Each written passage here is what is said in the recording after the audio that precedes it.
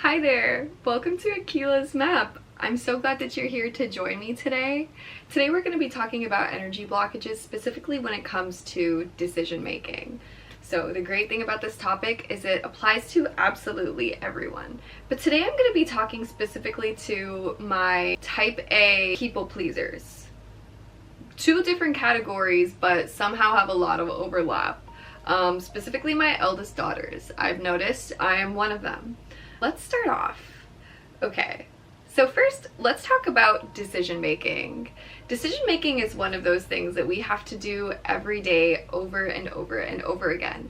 And because of social media, those decisions have increased to basically a billion a day. Think itself about how many advertisements you have to see a day, how many chores you have to do in general. Every part of your life requires some amount of decision making. Any place that you're not making any active decision making is usually laid in habit or the structures that you've built for yourself.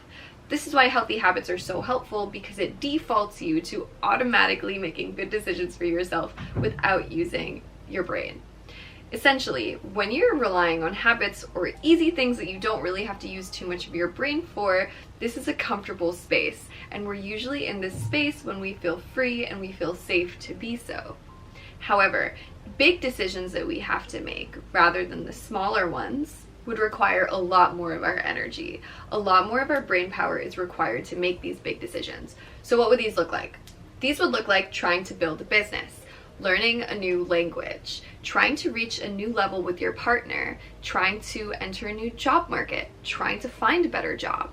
These are all decisions that require a lot of effort on our behalf. They require us to use all of our autonomy and make all of our own decisions. We can't really rely on someone else's word, because ultimately it's your life that you'll be leading.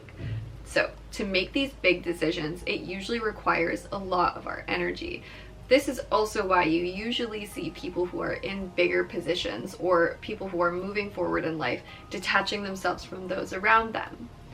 But I would like to offer a little bit of a softer leap into basically being able to protect your energy and make these big decisions consistently and sustainably without cutting off everyone in your life.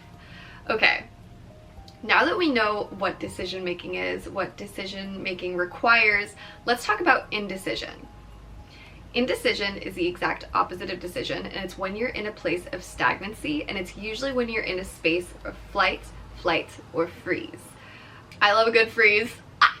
I really try not to, but it'll happen automatically, and then I'll catch myself and then I'll pick myself up and go back into that state. Indecision looks like, obviously, the inability to make a decision. It feels like being stuck, not knowing where to go. It's also being caught in decision paralysis. So this is when you have too many options laid out in front of you and you're unable to move forward because you're anticipating all of these other options and the outcomes of these options. First of all, to deal with indecision, you must let go of control. You cannot control the outcomes, you can only control the incomes. So this is all well and good. I know how to make a decision. I have decisions. I know that indecision is a block for my energy. It stops me from getting what I want done. It stops me from expressing myself, from living in my truth, from reaching my desires. This is all what's happening on the inner world. And this is inner work that, if you would like more of, I have a link in my bio for some amazing Notion packages with journal prompts in them for how to work through indecision and increasing the decision autonomy that you have in your life. But what about the outer world? There are a lot of times where we absolutely cannot control things. There are also people in our lives that actively, they live life with us. We live collaboratively with others, and we are not islands. Doesn't mean that every single person is on the same level that you are as it comes to decision making and might not have the same prerogative too. This is totally okay. But let's talk about when it becomes not so okay. I want to talk about indecisive people and the effect that they have on your energy and how to deal with them when you feel like you don't know how to move forward. Number one, indecisive people will ask you a bazillion questions a day and not listen to the answers of them. This is a common tactic, I feel, especially for my POC women. I personally have experienced this a ton. When you're in a team, for example, and the decision making is outsourced to you, where someone else is indecisive and they expect you to make the leading calls. One reframe that I would offer here that's totally changed my perspective is to take that opportunity to be a leader. If you're someone who isn't used to making really big decisions, but you're being put in a position to, and your team or your friends or your family or your partner may be needing you to help them make a decision, this might be the universe telling you that you're naturally a leader and someone who can be relied on. I would work with that part of yourself and identify that before even doing any of these other things, because this could be an outcome of growth for you. But when it's not, indecisive people essentially are anxious people, perhaps. Not all of them, but this is something that I've known. Indecision comes from a root of anxiety, and it's usually being too far in the future and thinking too far of the future instead of being in the present. When you're indecisive, you're thinking about future possibility A, B, C, and then the outcomes and impacts of A, B, and C. Those are 3 possible futures that your brain is looking into, which requires 3 times the amount of work. That's the normal part of making a decision.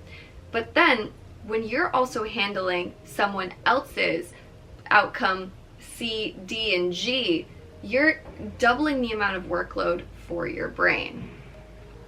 Indecisive people know this, not necessarily antagonistic, but sometimes it can be weaponized to take your energy from you, and it's an energy leak that happens in your day-to-day. What about not so, indecisive people? People that like literally just can't make a decision and you love them. Like your mom.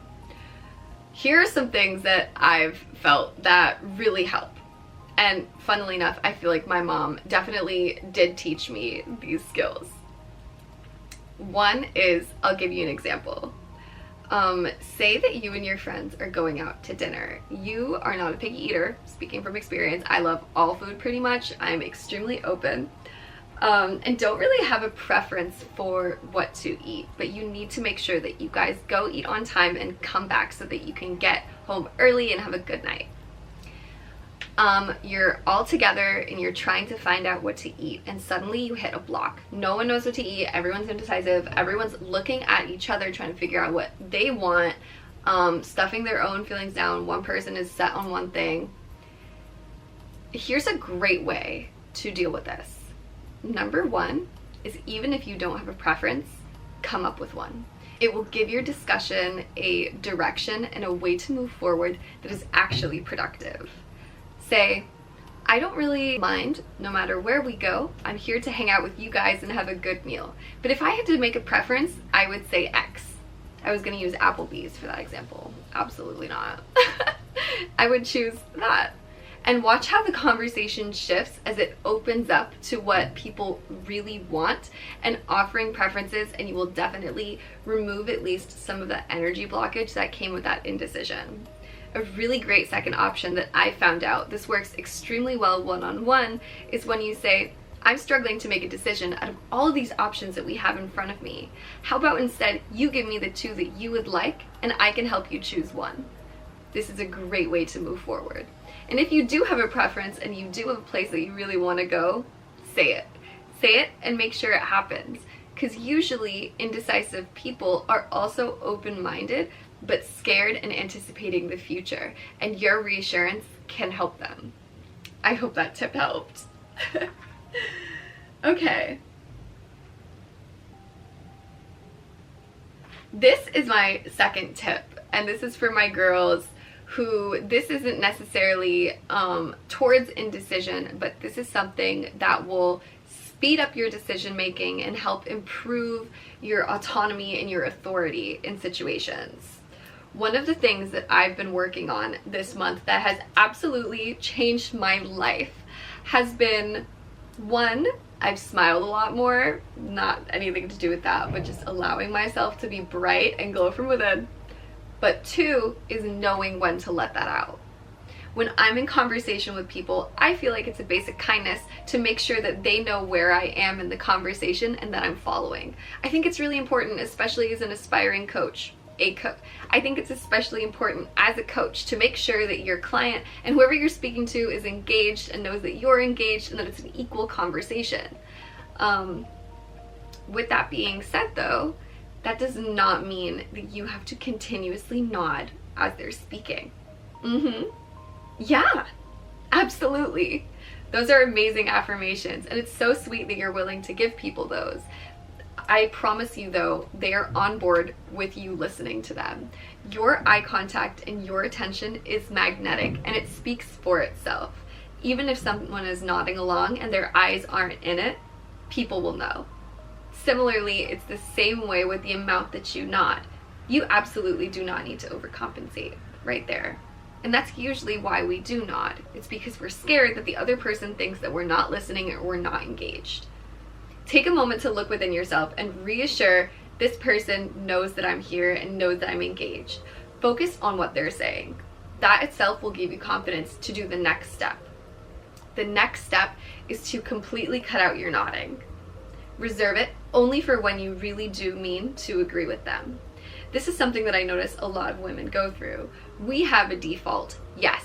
We have a default, keep going. We are encouragers. We like to uplift those around us, and that is your power. It is your superpower. The energy leak here is when you agree and when you say yes, and when you default to affirmations for when you don't agree. You are perfectly allowed to simply stay silent. A single nod, a slight affirmation with your eyebrows. There is so much communication that we do with our bodies that we do not need to overcompensate with nodding and vocally following someone along. Obviously, a few of them are lovely, have a conversation, but when someone else is speaking, allow themselves to present to you authentically without you pushing them forward in it. I promise you they absolutely can. Another amazing outcome of using your yeses sparingly are that your no's become more powerful. This makes a lot of sense. It's kind of the idea that you can't please everyone, but also when both your yeses and if your yeses mean less, your no's also mean less. You must stand by your boundaries and be decisive about what you want and what you don't want.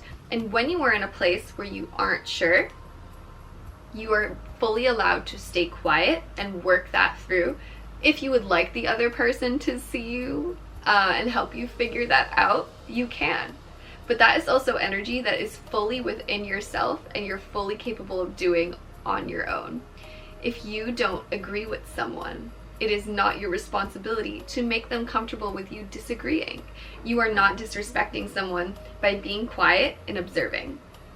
Most of the time too, when you allow for just a few seconds of silence after someone speaks, they usually will spill their guts and speak some more. This is really just normally what people do, but it also helps you guys come to a common consensus, and usually it will allow the other person to come in a circle if you're arguing. I hope those are helpful tips. We kind of went in a little bit of a circle there, but this is Akila's map. Thank you so much for watching.